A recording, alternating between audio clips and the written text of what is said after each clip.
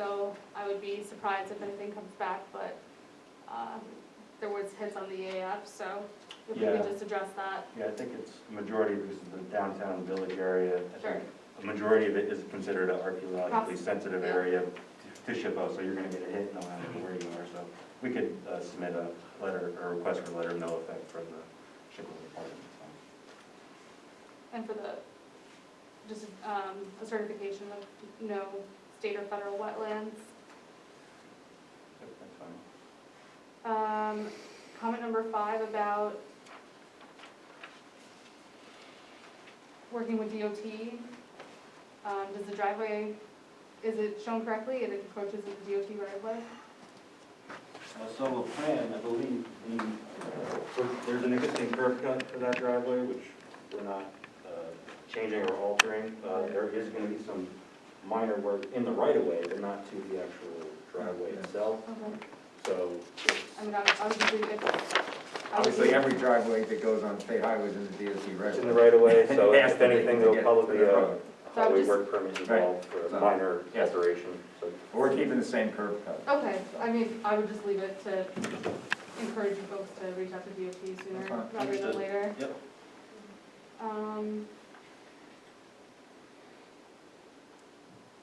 16 and 18. Oh, lighting.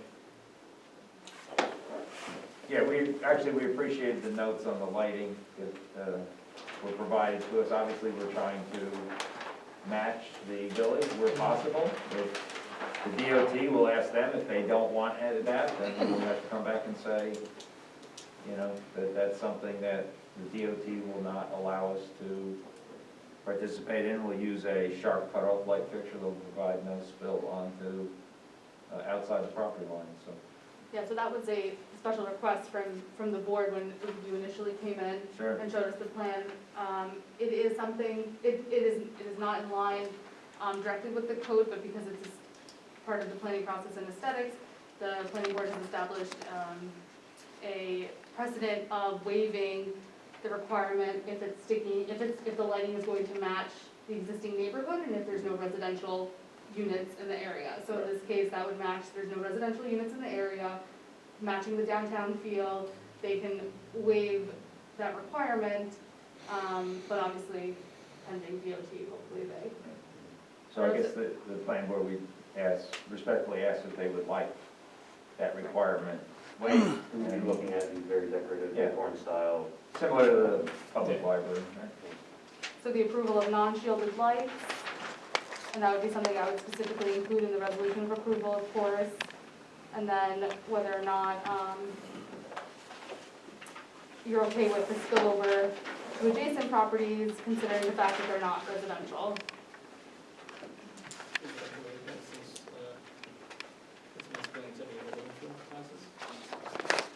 I believe, what is the current spillage? It goes into a parking lot? I mean, I think that's it, just and parking lots, correct? It's correct. I believe this is the right, or the Dunkin' Donuts. We're only talking 0.1 foot panels, which is most municipalities allow at 0.1 foot panels spillover on the property line. So here's pointing, as we get closer, we're gonna have lights here, obviously for safety reasons, security for the parking lot. You're going to have a little bit of spillover, but again, we're talking about half a foot panel crossing the light parking lot, the property line. We can certainly work on adjusting that a little bit with shielding to get those numbers down. But again, this is very minimal. Here, these are all zeros. The red spillover here. The green is what's primarily being lit. And here you have the intermediary zone. It's not residential. And can we make sure that the lights match, not so much to the library, but to the village? Like, we have specific village lights in the square, Yep. and then this would. That's what we have. These are Yeah, we've done that. I just can't remember what they look like. Yeah, and it's kind of hard to see what you see in here. There's a very decorative acorn style, glass, lantern, very nice. It will blend in nicely with the village. I don't see why there's any problems leaving it, considering there's no residential nearby, and then we do appreciate that you looked into the lighting for the village itself, so that's very important. Is there any concerns from the rest of the neighbors?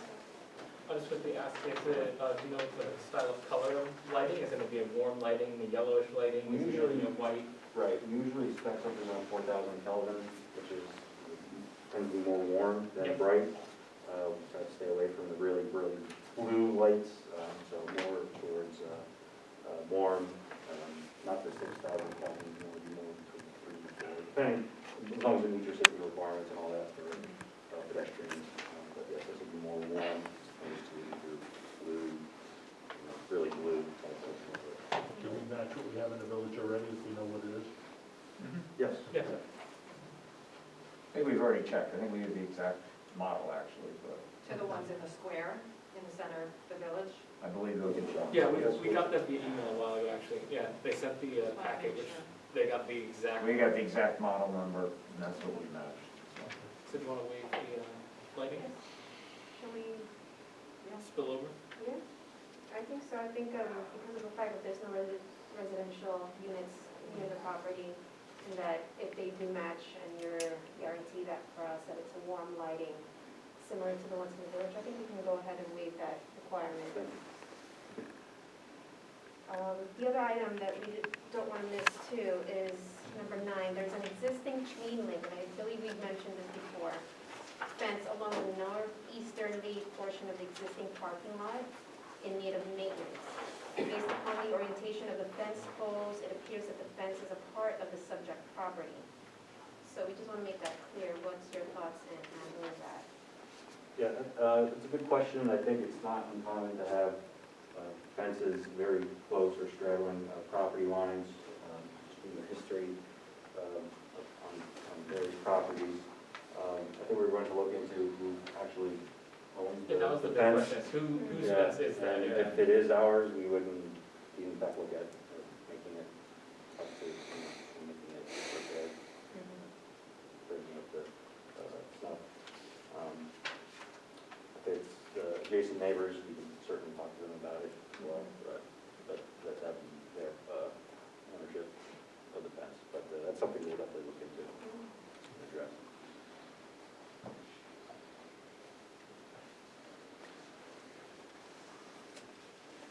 The 20 by 30 foot patio and seating, does that come into parking in any way, shape, or form? So we don't feel that the patio should be incorporated into the square footage calculation for the restaurant floor area. If we did, that would add additional 15 parking spaces that would be required. This is more for The walking traffic? occasional use. Yeah, I think we determined last meeting that would be seasonal.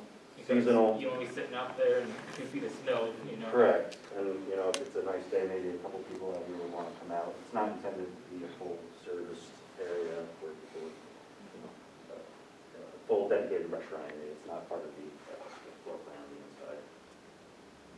Do you have any prospects yet for the other 2 units?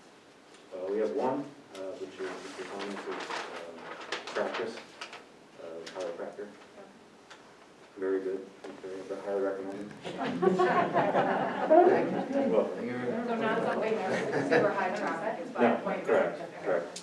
Yeah, that was my next thing for the board to consider, whether you want the applicant to show anything further with regards to traffic, if you believe that you want more information. I mean, you don't have to go as far as a traffic study, but I was actually thinking about that previously, I don't think it's that major of an issue because they're not completely changing what's going there. It's not like another place where maybe it's a, lot with dirt and trees and they're putting a building on it. It's just, they're just changing what building is being there. But to be mindful of what tenants are there, because if you have another tenant that requires as much parking as maybe you do, Sure. there would be extra overflow. Sure. Well, we're definitely not gonna have another food place, Of which course. in your code, Right. that's the most parking. Right. So we're looking for some sort of professional or clean retail, but not a. There's only one food Not a service, high only one traffic. food service. We don't want any food service. And just a comment on the design, whoever did it, they nailed it. Yeah. It's very nice. Thank you. Yes, we appreciate you guys working with us when it comes to design.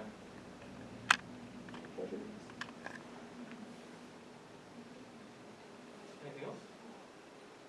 Do you have any questions for us? Or any other questions?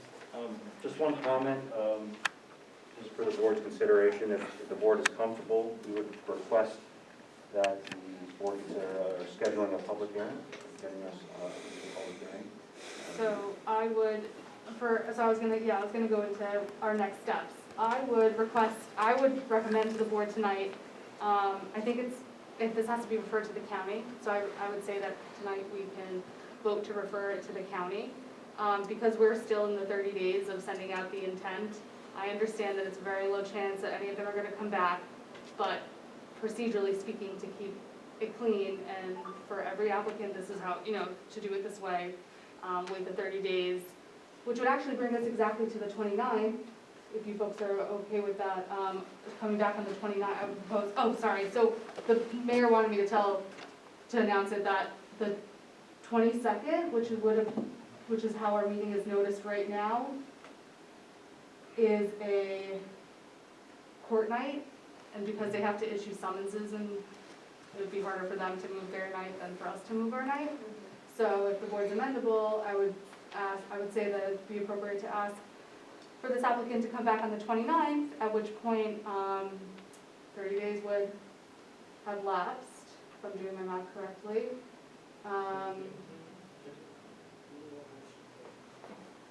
And at that point,